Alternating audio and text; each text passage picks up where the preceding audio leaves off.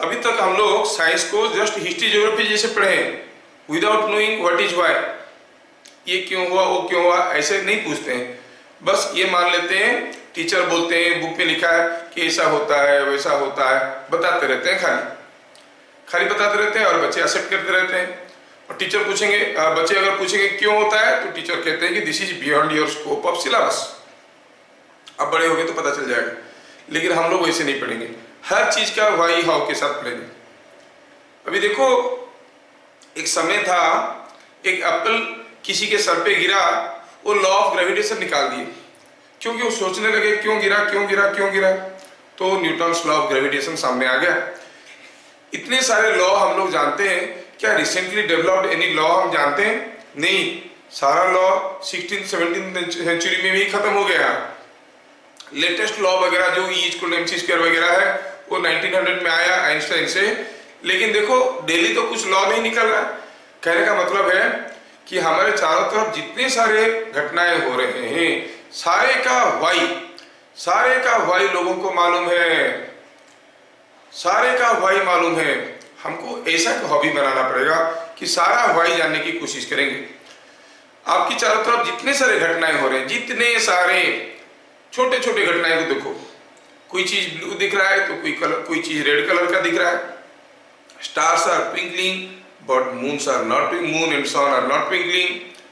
कोई आग लगा है कहीं पर और उधर कोई चीज लिखा है तो हिलता हुआ नजर आ रहा है। ट्रेन में बैठ के जाते हैं तो हवा अंदर आता है, अंदर से बाहर क्यों नहीं जाता है ना?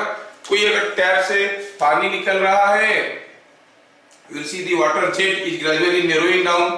सेम टैप को अगर उल्टा पकड़ लेते हैं तो दी वाटर जेट ब्रडन्स, ऐसा क्यों हो रहा है?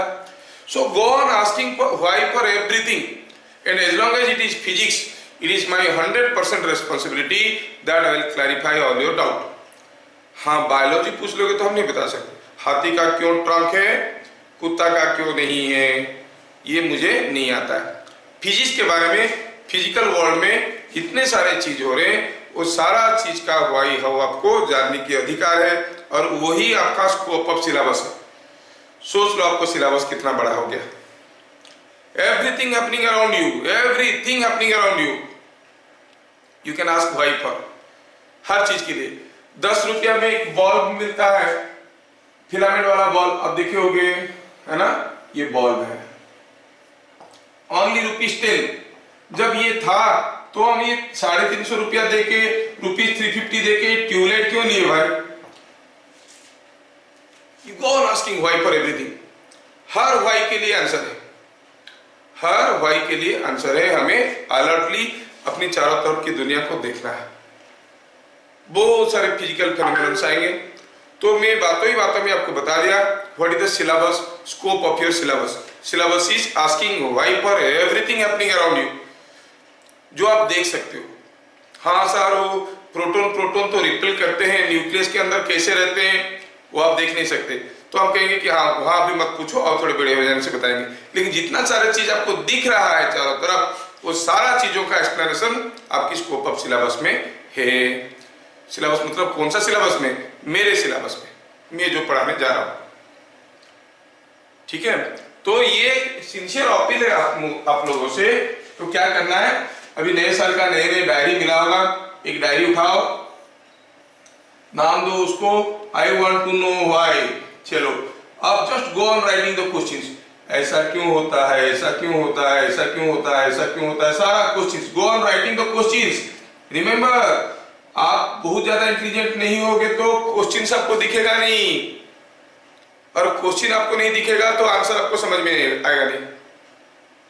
मैं अगर अपनी तरफ से खुद क्वेश्चन बनाऊंगा और उसका आंसर दे दूंगा तो आपके लिए जस्ट हिस्ट्री ज्योग्राफी जैसे हो जाएगा, आपको डाटा रटना पड़ेगा, ऐसा नहीं। Start asking why for everything. Samardita, are you listening? Yes sir. हाँ, तो ऐसे होना चाहिए कि हम हर व्हाई का आंसर जानते हैं। और आपके पास एक डायरी रहेगा, गो on writing the questions only. पीछे से मिले मेरे से, कोई घर में अंकल आए, बड़े भाई आए, कोई एजुकेशनिस्ट आए या फिर कोई भी आए, तो उनको कोई भी कुछ, भैया ये क्वेश्चन का आंसर बताओ, ये नहीं आता है, वो कुछ बोले, if you are satisfied with arguments okay, then accept right answer. पीछे से हर क्वेश्चन का वाई वाला सीरीज बढ़ते जाएगा, उसका आंसर बढ़ते जाएगा और वो पता चलेगा, तभी जाके आपको सारा चीज धीरे धीरे साइंस क्लियर होने लगेगा। मान लो कि मतलब कैसे क्वेश्चन आता है मैं बताता हूं। कभी कभार हम लोग अल्टीमेटली जेई या नीट के लिए तैयारी करेंगे, इसलिए तो आ रहे हैं फाउंडेशन कोर्स में। जिनको आर्ट्स लाइन में जाना है वो फाउंडेशन कोर्स में नहीं आते। उसमें क्वेश्चंस कैसे आता है, सपोज ये एक स्मूथ फ्लोर है, कोई फ्रिक्शन नहीं है, एक डंडा ऐसे रखा है, ठीक है, और डंडे को ऐसे बांध दिए हैं, ये डंडा ऐसे रखा है, डंडा का लेंथ दिया है, कितना एंगल कर रहा है वो दिया है।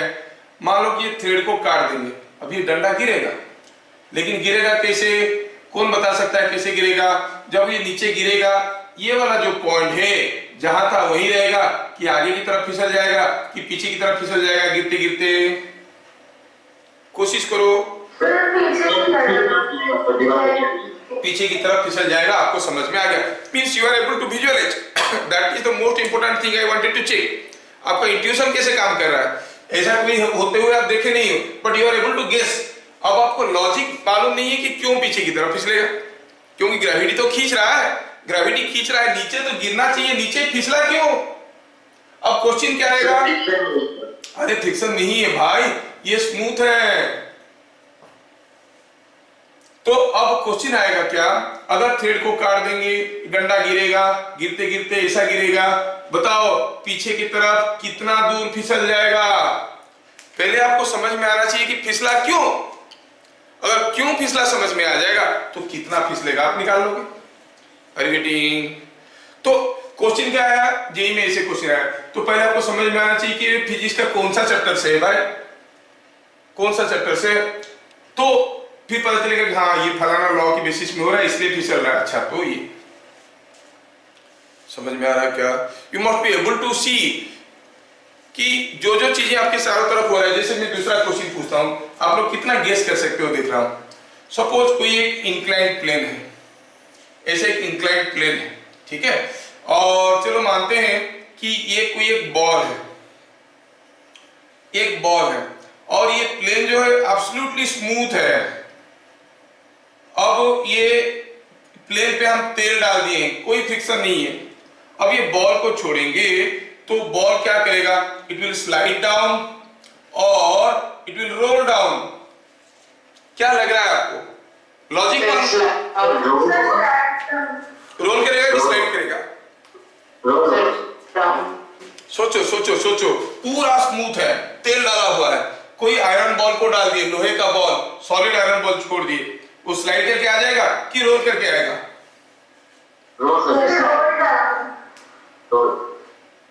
रोल नहीं करेगा, ये तो स्लाइड करेगा। मतलब अभी दिमाग खुला नहीं है, सोचना पड़ेगा आपको। कभी ट्राई करके देखो, कोई एक स्मूथ ग्लास का प्लेट ले लो, उसके ऊपर कोई बॉल को छोड़ दो, रोल कर, वो तो रफ रहता है, अगर तेल डाल देंगे फिसल के आ जाएगा, वो रोल नहीं करेगा। सर क्यों रोल नहीं करेगा? तो फिर कब रोल करेगा? हम तो देखते हैं अक्सर कोई बॉल को छोड़ देने से रोल करता है। हाँ रोल करता है, कब? जब ये स्मूथ नहीं है, इसमें फ्रिक्शन है, फ्रिक्शन इसको रोक देगा, स्लाइड करने नहीं देगा, तो आगे वाला घूम जाएगा। Are you getting? तो कितना जोर से घूमेगा जानने के लिए पहले तो हमको फंडामेंटल क्लैरिटी रहना चाहिए कि क्या होगा क्या नहीं होगा। और फिर क्वेश्चन आएगा कि सर फ्रिक्शन रहने से क्यों रोल करता है, स्मूथ होने से क्यों स्लाइड करता है, फिर कौन सा केस में जोर से भागेगा, अगर रोल करके आएगा जल्दी पहुंचेगा कि स्लाइड करके आएगा तो जल्दी पहुंचेगा। वो सारा जानकारी तब आपको मिलेगा जब आपका इमेजिनेशन क्लियर है, ठीक है। जैसे मान लो कि कोई एक मासिव रोप ऐसे झूल रहा है, एक मासिव रोप है, रस्सी ऐसे लगा है। मैं I am giving you to examples. एक रोप ऐसे झूल रहा है, आप क्या करते हो, इस रस्सी को यहां से पकड़ के ऐसे एक बार सेक कर दिए, ऐसे सेक कर दिए तो एक वेव ऐसे बन गया। अब देखोगे ये हिलते डुलते ऊपर जाएगा, जो ऊपर जाके पहुंचेगा, ये जो वेव है, ये वेव बड़ा हो जाएगा कि वेव छोटा हो जाएगा, कि जो साइज था वही साइज रहेगा। सोचो, इट नीड्स योर इंट्यूशन। आपको लॉजिक मालूम नहीं है, I am damn sure you do not know the logic, but but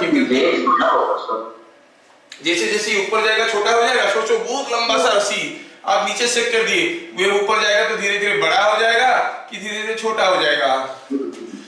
छोटा, फिर बड़ा होगा, फिर बड़ा होगा। देखा, यही बात है कि बड़ा हो जाएगा।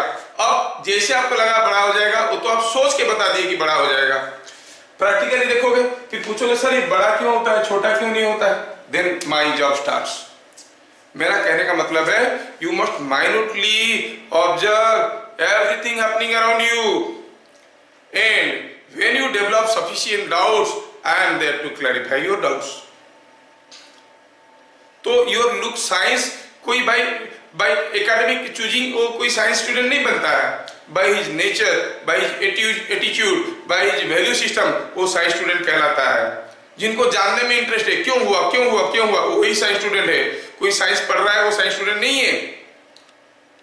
तो बी ए जस्टिफाइड डिजर्विंग साइंस स्टूडेंट, ताकि आप सचमुच हर चीज जानने की कुछ इच्छा रखते हो, फिर मैं बताऊंगा तो चलेगा आपको। आप बोलोगे सर साइकिल का टायर ट्यूब रखे हैं, वो टायर ट्यूब में क्या है सर, हवा भरना पड़ता है और कभी कभी पंचर भी हो जाता है। Why don't we use a solid rubber tyre? नहीं, कोई पंचर होने का कोई चांस ही नहीं गाड़ी में। सॉलिड का रहेगा तो फिर चलता रहेगा, कोई पंचर होने का चांस नहीं है। ये क्यों हम लोग ये झमेला में लेते हैं कि हवा भरना पड़ता है, कभी कभी पंचर हो जाता है, मुश्किल हो जाता है। दिमाग में क्वेश्चन आना चाहिए and there is answer for it. For every question you ask there is answer in the physical world. तो आपको अभी थोड़ा बहुत झलक मिल गया होगा कि आपका स्कोप ऑफ सिलेबस कितना बड़ा है। ये सारा चीज इंक्लूडेड है, ये सारा चीज इंक्लूडेड है आपकी सिलेबस में, साइंस में अप टू +2। इसके अलावा कुछ चीजें हैं जो आप विजुअलाइज नहीं कर सकते, लेकिन ऐसा होता है, फिर आप पूछते हो कि क्यों होता है। Why anything cannot move more with a speed more than light speed? Light speed से ज्यादा स्पीड में कोई चीज मूव नहीं कर सकता, क्यों नहीं कर सकता ये आप देख नहीं सकते। बट सुने कहीं से जस्टिफाइड है, टीचर पढ़ा रहे हैं तो आप डाउट पूछो। लेकिन पहले आपकी चारों तरफ जो घटनाएं हो रहा है उसको सारे को ऑब्जर्व करना शुरू करो। कार में हम लोग 4 व्हील्स है देर, ऑटो क्यों बनाए 3 व्हील वाला? क्या फायदा है ऑटो बना के? ऑटो का नाम ऑटो क्यों है? Go on asking everything, what A typical name auto, क्या है?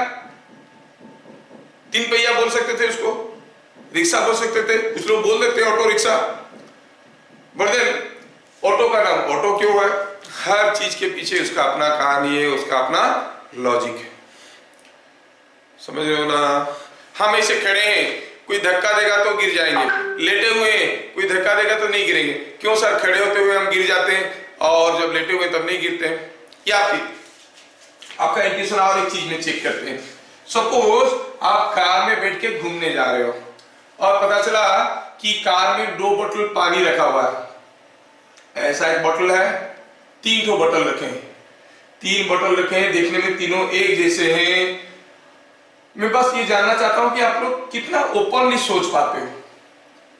3 है और इसमें क्या है, एक बोतल खाली है, एक बोतल पूरा खाली है, कुछ नहीं है, दूसरे बोतल पूरा पानी से भरा हुआ है, तीसरे बोतल में थोड़ा सा पानी है। Now you see case A, case B, case C. आपका कार चल रहा है, कहीं थोड़ा हल्का सा पापा ब्रेक लगा दिए, बोतल्स गिर जाएंगे। इसमें से कौन सा बोतल गिरने का चांस बहुत कम है, वो गिरेगा नहीं, जबकि वो सबसे गिरेगा भी तो सबसे लास्ट में गिरेगा। A B C.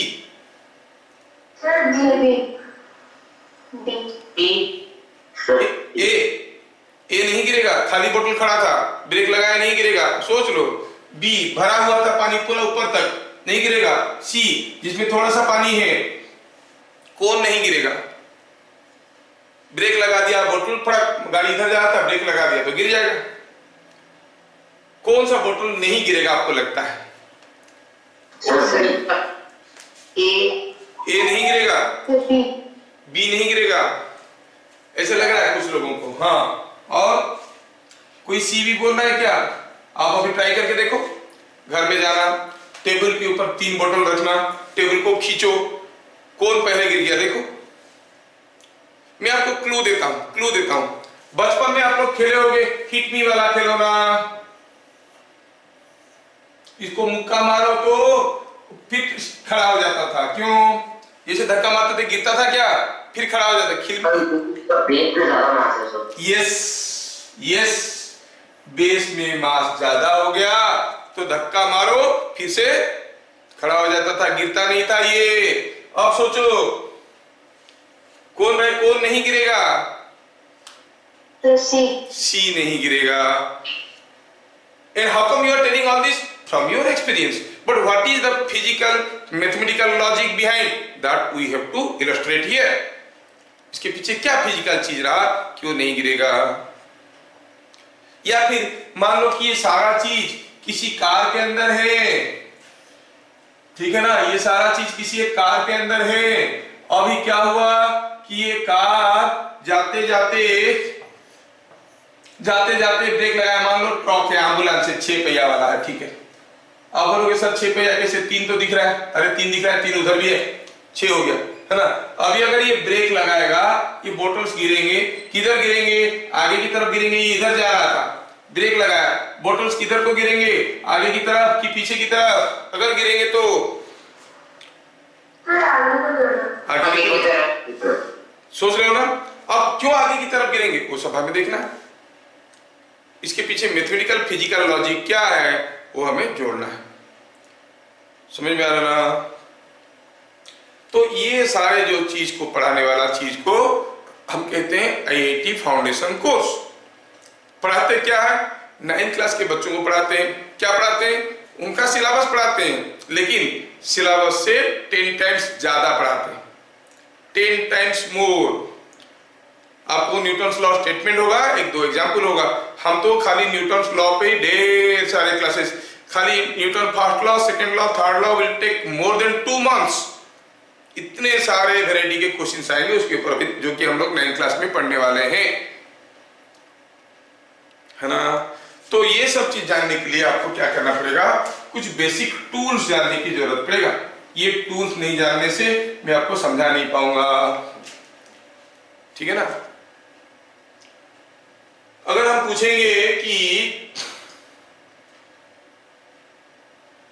पूछेंगे कि सनराइज और सनसेट में व्हाई सन लुक्स रेड, अगर उसका लॉजिक हमें मालूम है तो हम कहेंगे कि हमको ना 7 डिस्टिंक्ट कलर दिखता है, लेकिन बंदर को 4 डिस्टिंक्ट कलर दिखता है, ओनली 4।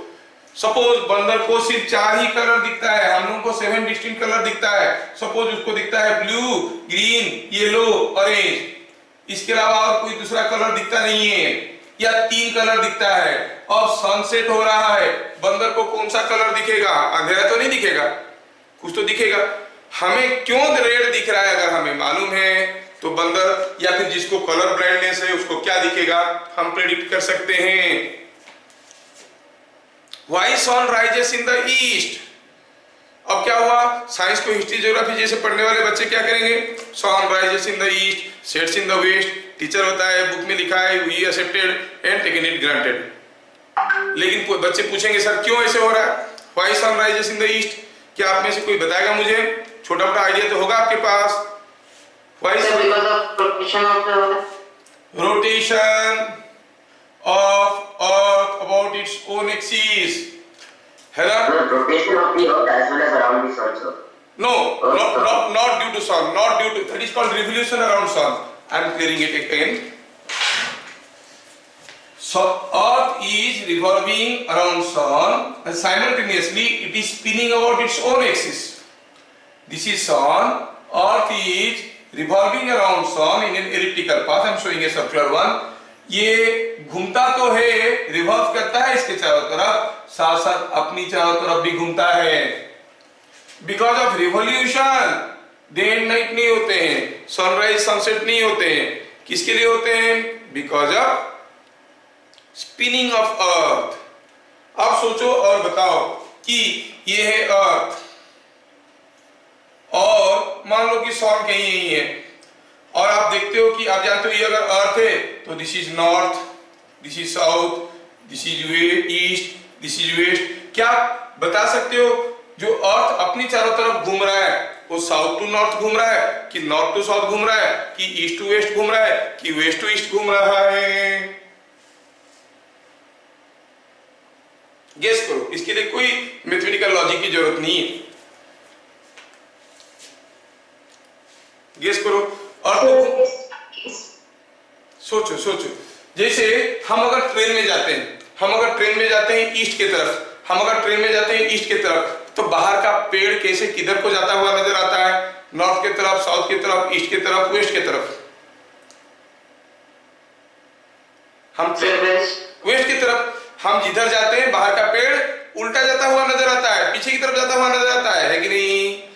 अभी अगर हम ऐसे घूमेंगे तो सन हमको ऐसा घूमता हुआ नजर आएगा।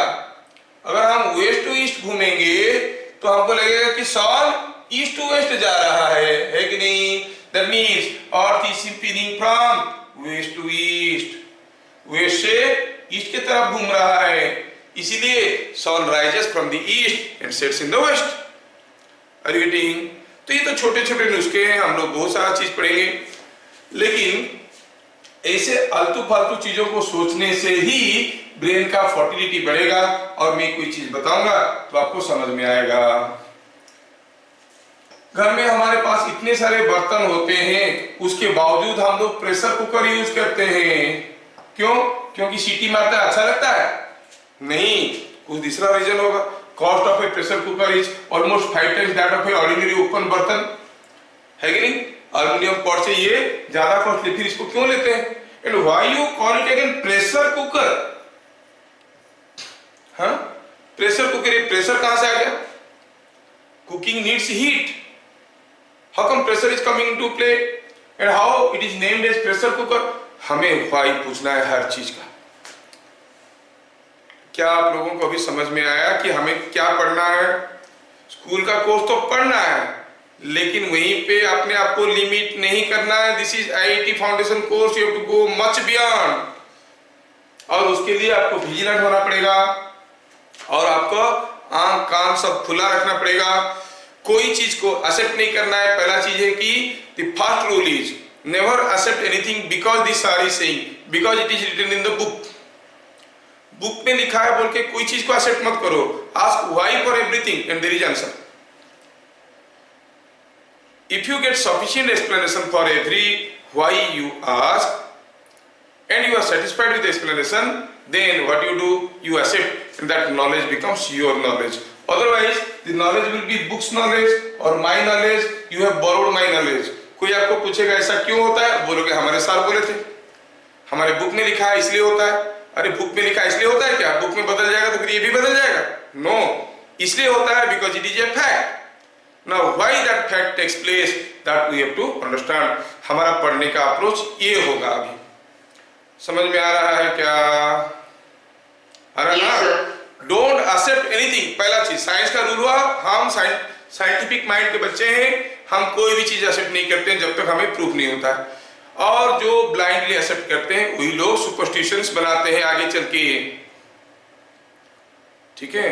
Science is very powerful. It has got explanation for everything, and you will be surprised कि अगर आप कोई भी क्वेश्चन, आप चलो छोटे से बच्चे हो, ज्यादा कुछ नहीं जानते हैं, मैं अगर कोई भी क्वेश्चन रेज करता हूं कि ये क्यों होता है, उस क्यों का आंसर किसी ना किसी को मालूम है। मुझे मालूम नहीं है, मेरे चारों तरफ के लोगों को मालूम नहीं, लेकिन किसी ना किसी को मालूम है। And I will be the luckiest person to know कि अगर मैं ऐसा कोई क्वेश्चन रेज किया जिसका आंसर ना मुझे मालूम है ना किसी दूसरे को मालूम है दुनिया में, तो मैं तो हीरो बन गया भाई। फिर मैं क्वेश्चन बना दूंगा, इसके ऊपर रिसर्च करूंगा, सॉल्यूशन निकाल दूंगा। इसलिए होता है, मेरे नाम पे लॉ आ जाएगा, बाबूराम साहस लॉ, जैसे न्यूटन लॉ आया था।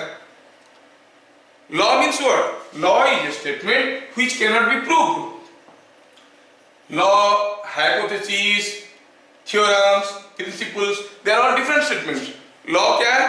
जिसको कभी प्रूफ नहीं कर सकते। Theorems क्या है? जिनको प्रूफ कर सकते हैं on the basis of another principle, है ना? Hypothesis क्या है? कि हम इतना दूर तक गए चेक कर करके, ये करने से ये होता है, ये करने से ये होता है, ये करने से ये होता है, ये करने से ये होता है, तो यहाँ पर रुक गए, तो फिर ये करने से ये होगा, ये हो गया hypothesis। गेटिंग? यहां तक कर लिए, वेरीफाई कर लिए, ये करने से ये होता है, ये करने से ये होता है, ये करने से ये होता है, तो ये करने से ये हो रहा होगा, जिसको कहते हैं हाइपोथेसिस। समझ में आया क्या? लॉ क्या है? Law is law of nature. पूरा वर्ड बोलो, law is law of nature. ऐसा होता है। क्यों होता है? कोई नहीं मानता, ये भगवान की माया है। Every mass attracts every other mass, why? No one knows, so you say it is a law. Then how come you could know that every mass attracts? Then we verify. Laws cannot be proved, they can be verified. They can be verified करके देखेंगे, हाँ हो रहा है, हाँ तो ठीक है। तो कोई भी स्टेटमेंट को जस्टिफाई करने के लिए, उसका जेन्युइननेस, उसका ऑथेंटिसिटी जानने के लिए हमारे पास दो तरीका है। या तो हम उसको प्रूव करेंगे, ठीक है, या फिर उसको वेरीफाई करेंगे। अभी आपके लेवल में क्या होता है, हर चीज को प्रूव करना मुश्किल है, क्योंकि आपके पास सफिशिएंट डाटाबेस नहीं है। तो आपको कोई चीज को मैं प्रूव करके बताऊंगा, कोई चीज को वेरीफाई करके बताऊंगा। देखो होता है ना? हाँ होता है। एक स्प्रिंग को खींचो, छोड़ देने से वापस आ जाता है। इसका मतलब जब भी हम स्प्रिंग को हम खींचेंगे, उसको वापस आने के लिए एक फोर्स बनता है उसमें। आप बोलोगे हाँ सर कैसे होता है? देखो होता है, देखो खींच के छोड़ दिया, आ जाता है। तो I verified, but there is a law, it's not a law, there is an explanation क्यों होता है ऐसे। That is what is called Hooke's law. And I will tell you कि दुनिया में बहुत कम लॉ है, बहुत ज्यादा नहीं है। मुझे मालूम नहीं है कितना है, लेकिन बहुत ज्यादा नहीं है, बहुत थोड़े से लॉ है। पूरा एंटायर +2 तक पढ़ोगे तो मेरे ख्याल से you will come across maximum, physics में मैं बोल रहा हूं, मैक्सिमम 20 लॉज, 20 लॉज, उससे ज्यादा लॉ नहीं है मैक्सिमम।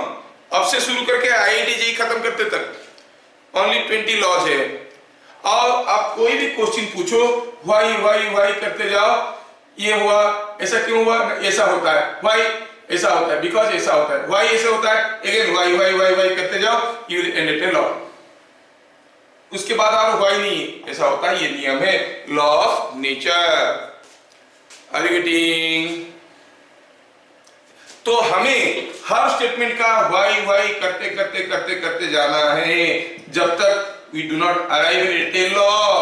लॉ आ गया, हाँ ये लॉ है, तो ठीक है, law of nature. Heat flows from hot body to cold body. Why? Why? It's not a law. It's not a law कि heat flows from a hot body to cold body. Then you have to see what are the things. Why करते जाओगे, you will reach at a, arrive at a law. Switch on किए, पंखा चलने लगा। Switch on किए तो पंखा चलने लगा। Why? Because when you switch on, you apply a potential difference across the fan, a current starts flowing.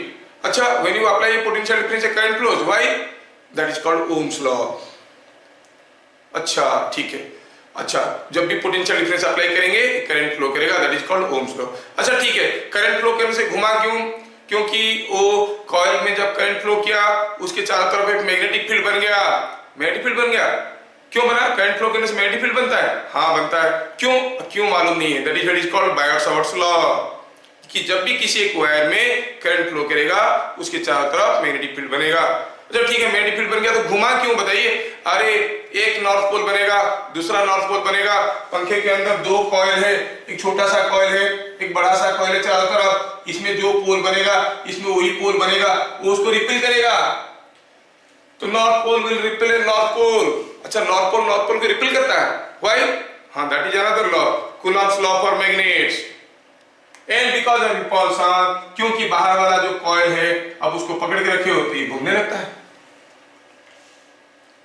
हाँ समझ में आया। So to clarify any statement we make use of certain laws.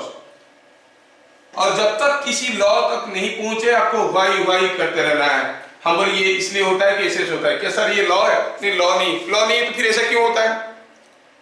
ऐसा इसलिए होता है, मैं एक्सप्लेनेशन दूंगा, इसलिए होता है। सर ये लॉ है? नहीं ये लॉ नहीं है, फिर तो ये ऐसा क्यों होता है? Go on asking why, you will finally end at a law. Law is law of nature. सीधी सादी भाषा में कहे तो भगवान की माया है, ठीक है ना? ये भगवान जी की माया है, उसको हम प्रूव नहीं कर सकते। क्यों होता है मालूम नहीं, किसी को मालूम नहीं है। समझ में आ रहा है? तो हमें साइंस को इस सिरे से पढ़ना है, इस सिरे से पढ़ना है, हर चीज के लिए वाई पूछना है। दूसरा चीज हुआ, कभी कभार हम लोग पढ़ते वक्त हमें थोड़ा क्या क्या चीजें हमारे दुश्मन हैं जो हमको ढंग से पढ़ने नहीं देते। I am talking about your internal factors. हमारा इंटरनल फैक्टर्स क्या है, अंदर क्या गड़बड़ी है जो हमें ढंग से साइंटिस्ट बनने नहीं देते हैं। पहला फैक्टर हुआ कि हमारे पास बहुत ज्यादा पूछने की एटीट्यूड नहीं रहता है, कुछ चीज के पीछे लगे रहने की एटीट्यूड नहीं रहता है।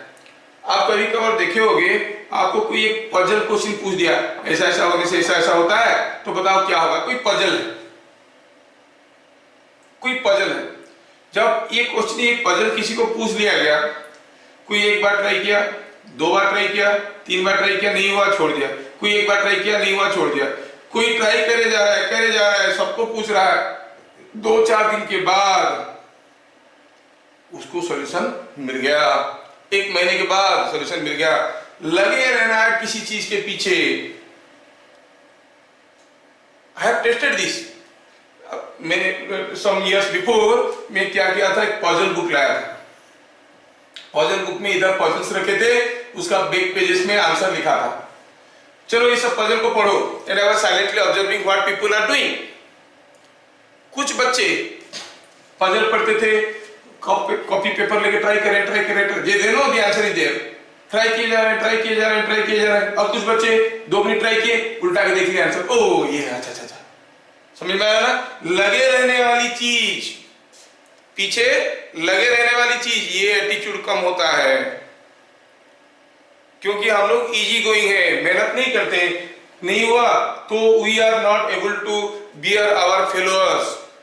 फेलोअर को लेना सीखो भाई, क्योंकि कहते हैं कि failure is the pillar of success. आप अगर 25 बार सोच के इसका सॉल्यूशन निकाले हो और कोई पढ़ा उसको नहीं निकाल पाया, सॉल्यूशन देख के सॉल्यूशन निकाला है, अब दोनों के पास नॉलेज बेस बराबर है, लेकिन दूसरा क्वेश्चन आएगा तो ये फिर से फेल मार जाएगा, दूसरा वाला ट्राई करके निकाल देगा। और अगर बुक में कोई चैप्टर लिखा है, कोई चैप्टर थ्योरी दिया है, और उसके बाद देखोगे क्या देगा वो बुक में, उसका कुछ एग्जाम्पल्स देगा, फिर क्या देगा वो कुछ एक्सरसाइजेस देगा। और तो अगर आप देखोगे कि क्या बोल रहे थे, बीच में कोई आ गया बीच में, हाँ थ्योरी दिया है, कुछ एग्जाम्पल क्वेश्चन दिया, सॉल्यूशन दिया, फिर एक्सरसाइज दिया। ऑथर जब ये बुक लिख रहा है, वो तो एरुगेरु आदमी नहीं है ना, एक बुक लिख के पब्लिश करके आपको दे रहा है, मतलब तो इसमें you must be strong enough कि हम थ्योरी को ध्यान से पढ़े, वर्ड बाय वर्ड पढ़े, एग्जाम्पल्स को पढ़े और एक्सरसाइज पूरा कर पाएंगे। अगर आपको पता चला बुक पढ़ने के बाद एक्सरसाइज के क्वेश्चन आपसे नहीं बन रहे हैं, या फिर मान लो 25 क्वेश्चन दिया, सिर्फ 5 बने, 20 नहीं बन रहे हैं, you are not at all a good student, remember. So what you are supposed to do? You have not studied it properly. Come back to the theory again. Read the theory. क्या मैं miss कर दिया? क्योंकि author जब लिखा है, ये सारा क्वेश्चन के सॉल्व करने की जो नेसेसरी क्लू है, it must be here. क्या ये नहीं है? ऐसा कभी हुआ है आपकी बुक की एक्सरसाइज में कोई न्यूमेरिकल दिया है या कोई क्वेश्चन पूछा है जो क्वेश्चन जिसका theory is not covered in this? ऐसा नहीं है। हम जानते हैं कि सारा क्वेश्चन का क्लू इस थ्योरी में है, उसके बावजूद हम नहीं कर पा रहे। मतलब you should come back to the chapter, read word by word, हर चैप्टर का हर वर्डिंग को पढ़िए, हर वर्डिंग को पढ़िए, फिर देखिए कि बन गया। We have done like that. हम लोग के समय में कोई कोचिंग ट्यूशन व्यूशन नहीं था, book reading was the best. दूसरा चीज, इसको कहने के पीछे मेरा मकसद ये था कि those who are studying for और coming for IIT foundation course, इनका मिनिमम डिजर्विंग क्वालिफिकेशन क्या होना चाहिए? They deserve to be in this group. Deserving qualification क्या होना चाहिए कि they must learn how to read books. Book पढ़ने का तरीका उनको मालूम होना चाहिए। छोटे मोटे चीजों को मेहनत करके करना सीखो, मेहनती बनो। होगा पहला हुआ लगे रहने वाली चीज, मेहनत करने वाली चीज। दूसरा हुआ बायस्ड वे ऑफ थिंकिंग। हम इंडियंस है ना, थोड़ा सा इमोशनल है। हम लोग क्या करते हैं टीचर वीचर पेरेंट्स जो बोलते हैं, कोई बड़े लोग बोल दिए तो तुरंत एक्सेप्ट कर लेते हैं, हाँ हाँ हाँ बोल रहे हैं तो ऐसे हो रहा होगा, बिट इमोशनल, सर बोल रहे हैं तो हो रहा होगा, क्यों इमोशनल है, वी एक्सेप्ट। और हम लोग उसी सिरे से सोचते हैं जितना बताया जाता है। You must B unbiased, you must B unbiased. I give U a better example. Suppose मैं आपको एक क्वेश्चन पूछता हूं, सोच के बताना, ठीक है, थोड़ा सा फनी टाइप का है। तो क्या होता है, कल ही मैं देख रहा था यूट्यूब में, कोई मस्ती कर रहा था एक क्वेश्चन पूछ के, तो कोई एक लड़की को पूछ रहा है how you pronounce it, TWI को क्या बोलते हो, कैसे बोलते हो, हाउ विल रीड इट, ट्वी कि ट्वाई, क्या बोलेंगे समझता, ट्वी। अच्छा TWE को क्या बोलेंगे,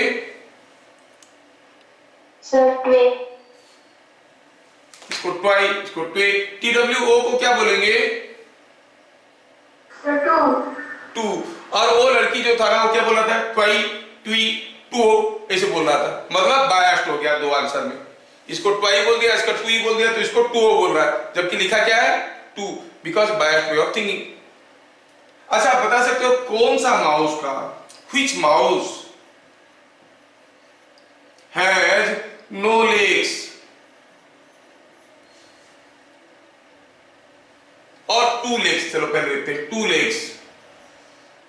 नो लेग्स करने से तो हम बोल दोगे कि कंप्यूटर माउस, उसका कोई टांग तो है नहीं, खाली एक नाड़ा है ना, कंप्यूटर माउस का कोई टांग है नहीं, लेग नहीं है, और वो भी अगर वायरलेस वाला है तो कुछ भी नहीं है उसका, है ना, वाईफाई पे चलने वाला है।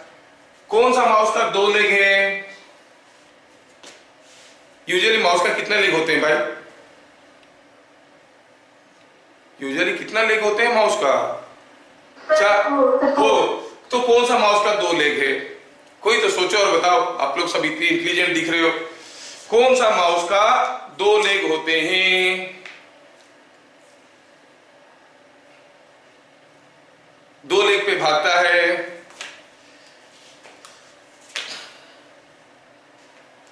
Mickey mouse, have you not seen it, Mickey mouse का कितना लेग होते हैं, दो लेग होते हैं कि नहीं होते हैं, तो जो जनरल जानकारी में है उसको बोलने में कितना देर लगा। अच्छा बताओ कौन सा डॉग का दो लेग होता है, डोनाल्ड डक, तो तुरंत आंसर आ गया डोनाल्ड डक। सोचो तो, जैसे मैं मिकी माउस बोल दिया, I gave you a domain, search the answer in this door and that is TV world, है कि नहीं, तो आपको क्लू मिल गया। Now you are biased, for the next question you immediately enter to the same domain and search out the answer and Donald. क्या सारे dog का दो लेग नहीं होते, Yes sir, every dog has two legs. सारे का तो दो लेग होते हैं, अब डोनाल्ड क्यों बोले, ये जो डोनाल्ड बोले that is what is called biased way of thinking. मैं आपको बायस कर दिया, तो आपके पास फ्रीडम, ओपननेस नहीं रहा कोई चीज को सीखने के लिए, समझने के लिए। आप एक पर्टिकुलर डोमेन में ही आंसर ढूंढ रहे हो, तो बायस्ड मत बनो, बी अनबायस्ड, बहुत जरूरी है, बी अनबायस्ड। मैं आपको ये बता रहा हूं क्या क्या चीज हमारे अंदर है जो हमें अच्छे साइंस स्टूडेंट बनने नहीं देते हैं। पहला हुआ लगे रहने की जुनून, एटीट्यूड। दूसरा हुआ biased way of thinking, teacher जितना बताए वही सोचते हैं, उसके अलावा और कुछ नहीं सोचते हैं, जितना दिखा है उतना ही देखते हैं, उससे ज्यादा देखते नहीं है। हमें ओपन रहना है, कोई चीज को एक्सेप्ट नहीं करना है, गेटिंग इट। तीसरा हुआ जो आपके पास नॉलेज है उसको अप्लाई करने की एबिलिटी, यूटिलाइजेशन ऑफ नॉलेज।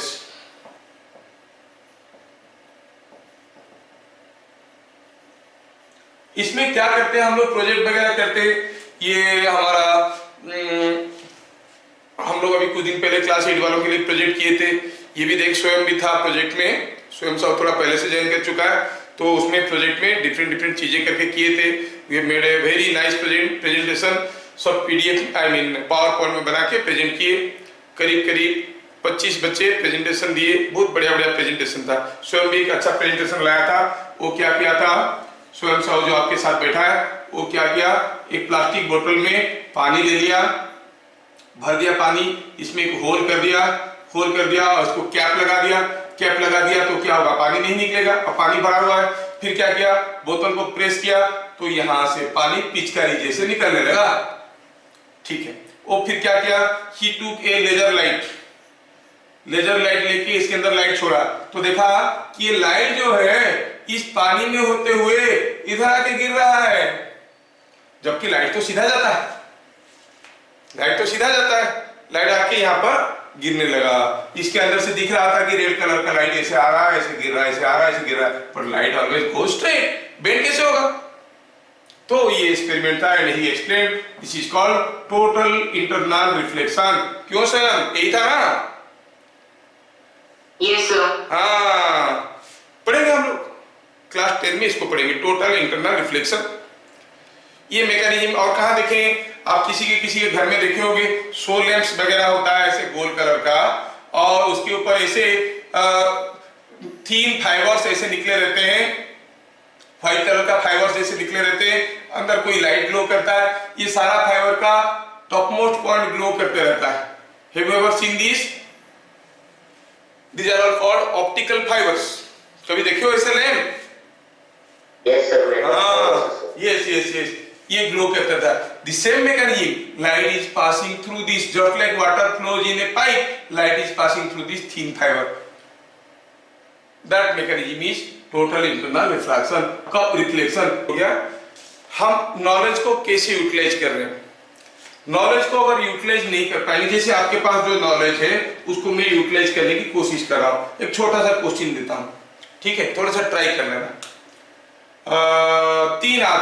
3 दोस्त ए बी सी सोचे कि फीस्ट करते हैं, प्लान किए फीस्ट करना है। क्या बनाएंगे? बोले कि खिचड़ी बनाएंगे। अच्छा, कैसे बनाएंगे? चावल में हल्दी डाल के, नमक डाल के खिचड़ी बनाएंगे।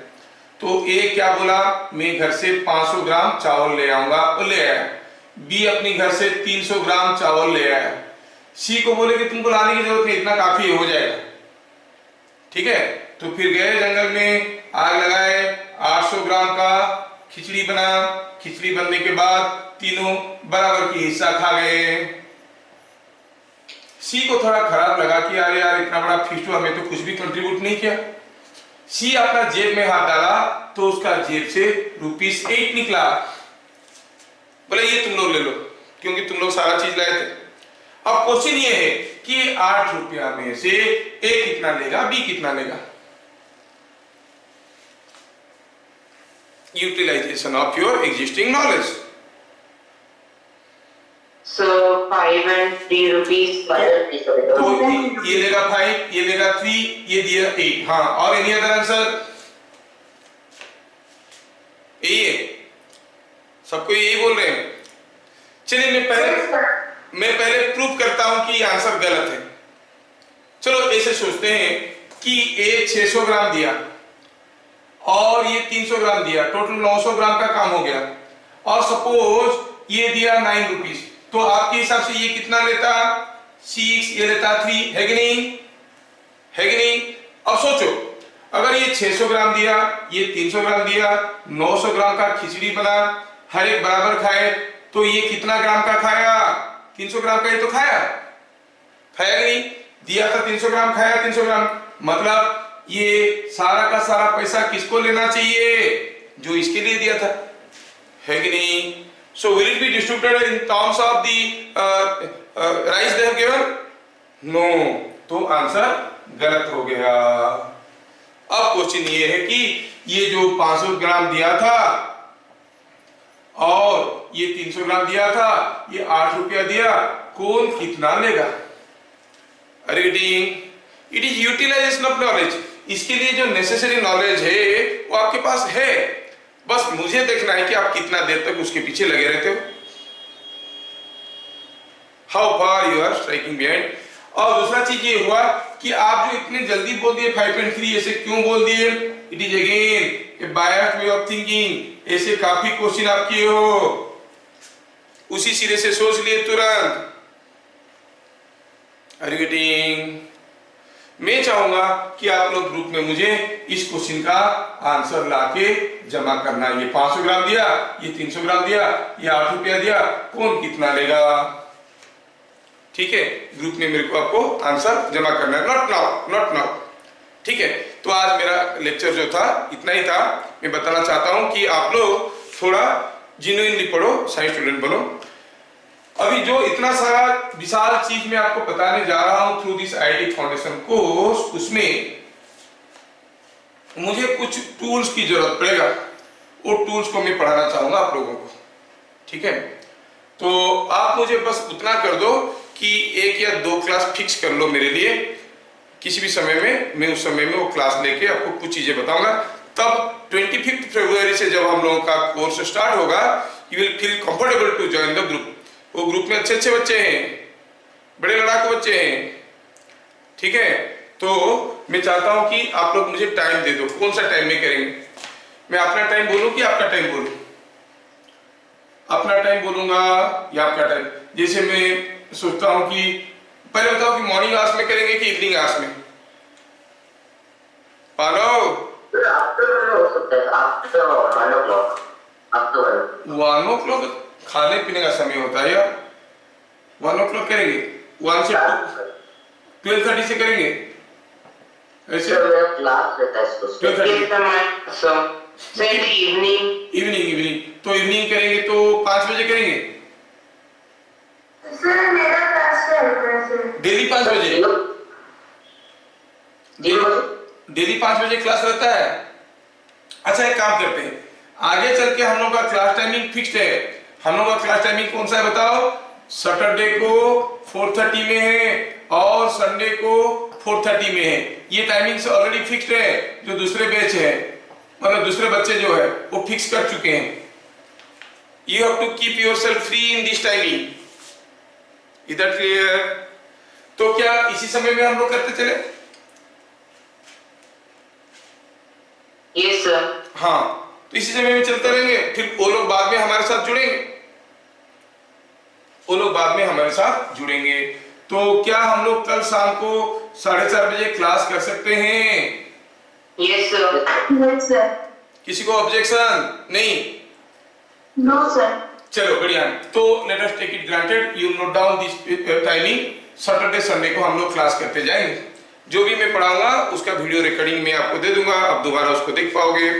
ठीक है, और ये जो टाइमिंग हम लोग ले रहे हैं, this will continue round the year, पूरा दिसंबर तक। ठीक है, एक बार फिक्स कर लेंगे तो बढ़िया रहता है। We are not going to change it. Saturday and Sunday 4:30 we shall have the class. Is that okay?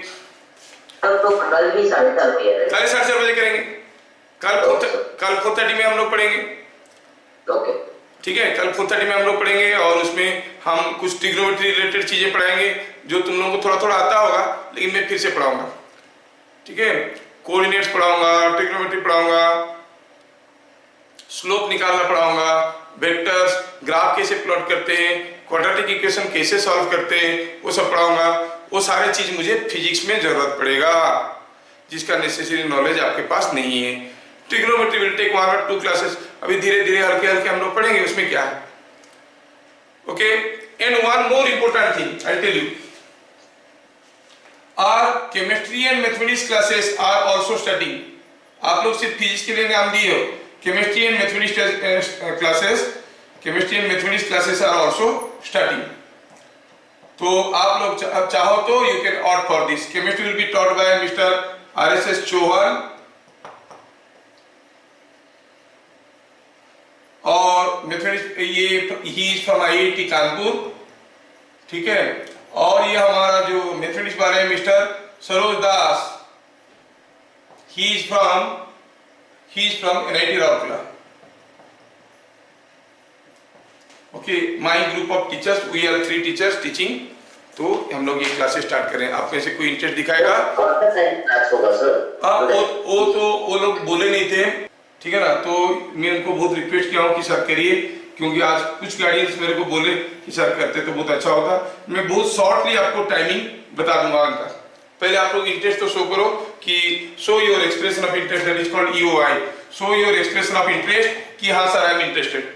Then तुम्ही लोगों को लेके सर की टाइम के हिसाब से कंफर्टेबल करके कोई एक टाइमिंग बना देंगे, ठीक है।